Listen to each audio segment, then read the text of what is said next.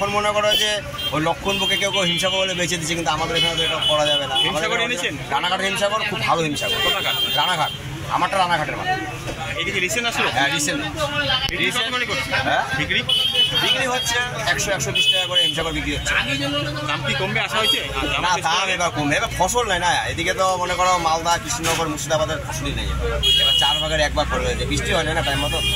দাম কি কমবে না? না দাম কমার দিকে না, জামাই ষষ্ঠীতে দাম কমে, দাম হচ্ছে এরকমই রেঞ্জে, এই রেটেই চলবে। খুচরা বিক্রি হচ্ছে 80 টাকা কিলো, পাইকারি আম আছে 60 টাকা, 65 টাকা পাইকারি, খুচরা আম বিক্রি হচ্ছে 80 টাকা। ভালো ভালো আম হিমসাগর বাজারে আসছে, 80 টাকা দরে বিক্রি হচ্ছে। হ্যাঁ ওইটা ছোটো ছোটো আম আছে যেগুলো কেট আম আছে, ওগুলো হচ্ছে 2 কেজি 100 টাকা। আর ভালো যেটা বড় সাইজের আম আছে হিমসাগর, ওটা বিক্রি হচ্ছে 80 টাকা কিলো। 80 টাকা, 70 টাকা, 75 টাকা, 3 রকম দাম আছে।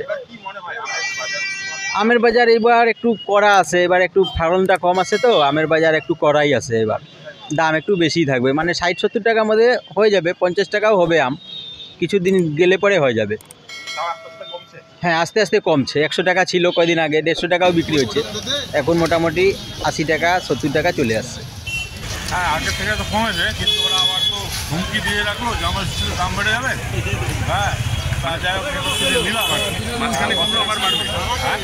মাঝখানে কমলো আবার বাড়বে। হ্যাঁ দোকানদারটা বলছে আর কি, বছরে সব ফলই খাওয়া উচিত, সিজনাল সমস্ত ফল, সেই জন্য কিনে নিলাম।